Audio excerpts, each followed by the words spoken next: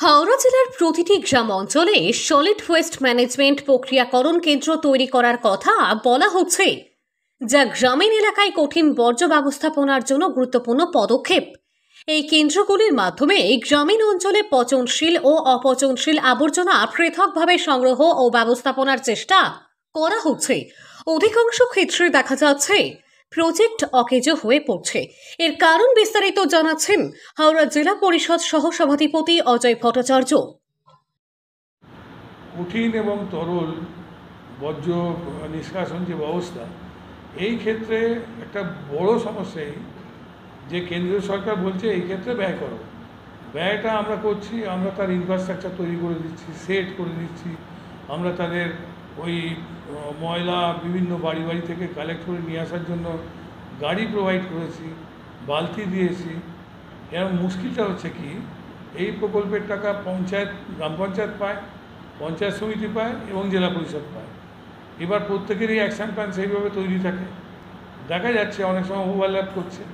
আমরা জেলা পরিষদ থেকে যেটা ভেবেছি সেখানে পঞ্চায়েত সমিতিও ভেবেছে, অথচ কেন্দ্রীয় সরকারের এই ক্ষেত্রে সুনির্দিষ্ট কোনো নিয়ম বা অর্থ বরাদ্দ থাকছে না, যেখানে এই ইউনিটটাকে সাস্টেনেবল করা, এই ইউনিটটা চলমান রাখার জন্য যে অর্থ ব্যয় হয়, রেকারিং এক্সপেন্ডিচার, এইটার কোনো ব্যবস্থা নেই।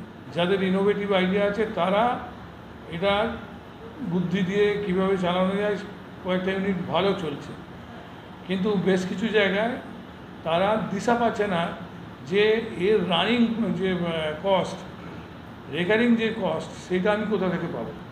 তা আমরা নানান ধরনের চেষ্টা করছি ওয়েজ বার করার, যে স্বনির্ভর গোষ্ঠী মহিলাদের দিয়ে যাতে এগুলোকে চালু করা যায়। সলিড ওয়েস্ট ম্যানেজমেন্ট প্রক্রিয়াকরণ কেন্দ্র হলো একটি সুবিধা, যেখানে কঠিন বর্জ্য সংগ্রহ, পরিবহন, প্রক্রিয়াকরণ এবং নিষ্পত্তির জন্য বিভিন্ন প্রযুক্তি ও পদ্ধতি ব্যবহার করা হয়।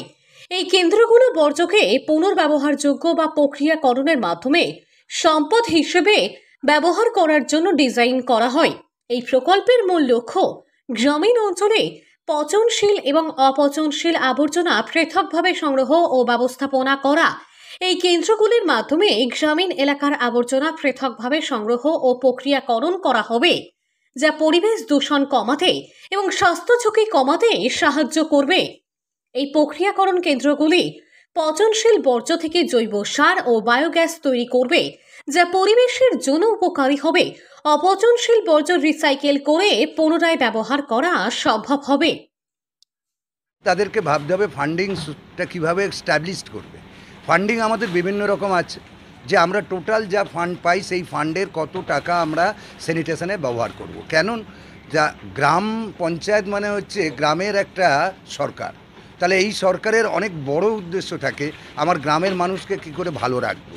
তাহলে সেখানেই সব পঞ্চায়েতের মেম্বারকে সহমত হতে হবে, মানুষ যাতে বেশি বেশি করে অসুখে না ভোগে তা থেকে তাকে প্রোটেকশান দিতে হবে।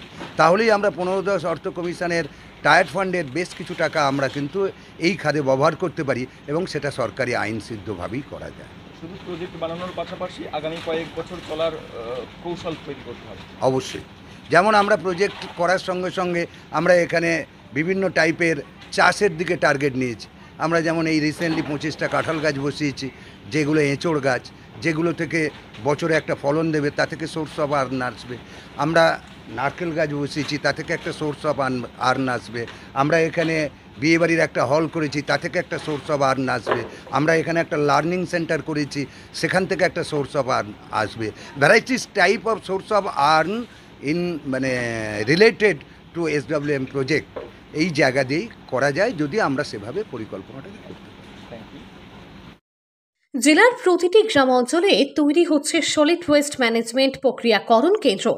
দূষণের মাত্রা রোধ করার পাশাপাশি বর্জ্য নিয়ন্ত্রণ সলিড ওয়েস্ট ম্যানেজমেন্ট কেন্দ্র করে তোলা হচ্ছে। মূল লক্ষ্য একটি নির্মল ও প্লাস্টিক মুক্ত সমাজ গড়ে তোলা। হাওড়া থেকে রাকেশ মাইতির রিপোর্ট, লোকাল 18 বাংলা।